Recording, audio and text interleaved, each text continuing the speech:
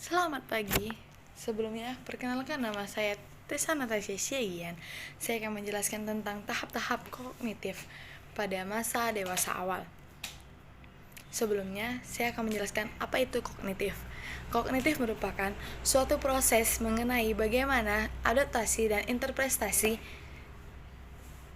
yang dilakukan seseorang terhadap lingkungannya, terhadap objek, terhadap diri sendiri maupun keadaan yang dialaminya saat ini. Lalu, menurut Piaget bahwa pada remaja dan dewasa merupakan berada pada tahap operasional formal maupun kualitas pada masa dewasa awal. Menurut Perry adalah dewasa awal merupakan remaja yang berpikir dengan cara dualitis. Werner-Scheck memiliki teori mengenai perkembangan kognitif pada masa dewasa awal, yaitu antara lain yang pertama yaitu achieving state, merupakan fase pencapaian prestasi di masa dewasa awal yang melibatkan penerapan kemampuan intelektual pada situasi yang besar dalam mencapai sesuatu tertentu, misalnya dalam karir maupun pergaulan. Yang kedua yaitu executive state, yang merupakan terjadi pada masa dewasa tengah ketika seseorang telah memiliki tanggung jawab di masyarakat, misalnya dalam bekerja maupun dalam karir. Yang ketiga yaitu reintegrative state, fase dalam perkembangan kognitif pada dewasa awal ini yang terjadi ketika orang dewasa yang sudah lebih tua ataupun lebih dari dewasa umurnya memiliki kemampuan atau situasi di mana dia akan lebih memiliki hal-hal yang lebih berarti bagi mereka, misalnya keluarga ataupun bisnis ataupun pekerjaan. Mungkin sekian yang dapat saya sampaikan dalam menjelaskan tentang tahap-tahap kognitif pada dewasa awal. Selanjutnya yang kedua yaitu tentang kreativitas.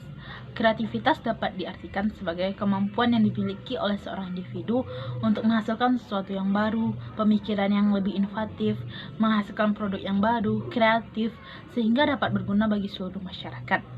Dan bentuk kreativitas seseorang akan terlihat ketika masa dewasa, yaitunya ketika masa dewasa awal.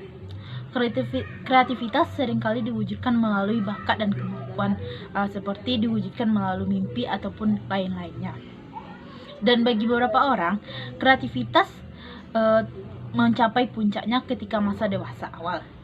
Dan tidak bisa dipungkiri juga, ketika masa dewasa akhir, kreativitas juga akan timbul. Contohnya saja oleh Henry Cavill, ketika umur 90 tahun, dia menjadi pakar riset gerontologi, dan sebelum kematiannya, ia mempublikasikan hasil riset terakhirnya.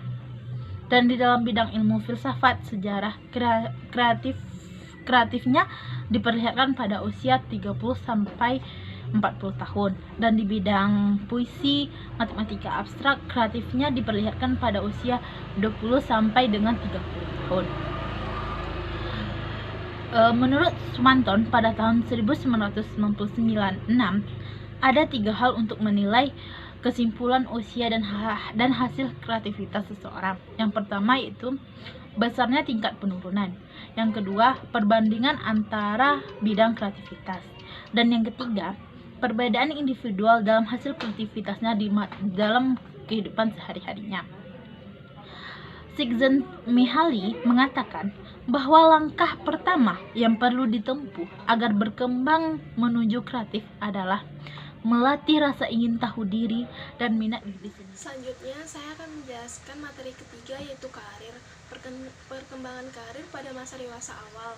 Yang pertama ada perubahan perkembangan. Menjelang awal dan pertengahan usia 20-an, banyak individu sudah menyelesaikan pendidikan mereka dan mulai bekerja. Sejak usia pertengahan 20 sampai akhir masa dewasa awal, individu sering mencari stabilitas untuk karir awal mereka di bidang tertentu. Bekerja keras untuk meningkatkan karir dan memperbaiki keadaan finansial mereka.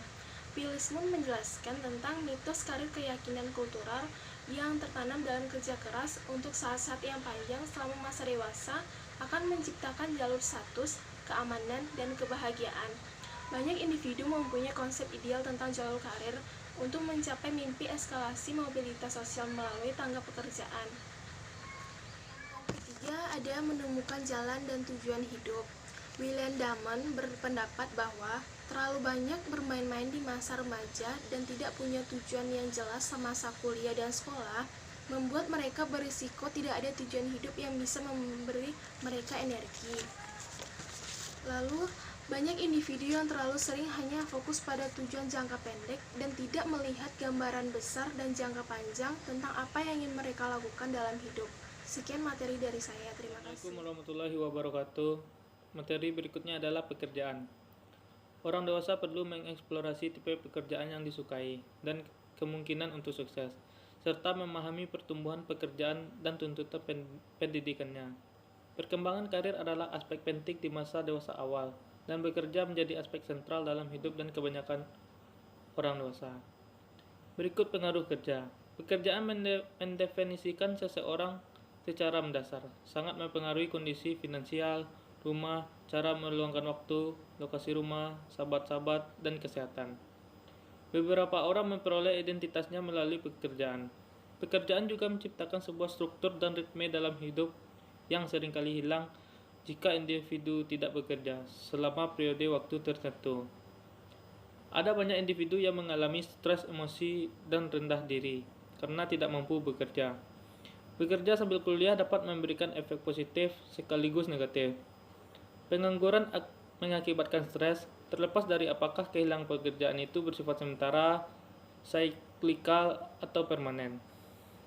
Para peneliti telah menemukan bahwa pengangguran berkaitan dengan masalah-masalah fisik, masalah-masalah mental, kesulitan perkawinan, dan pembunuhan.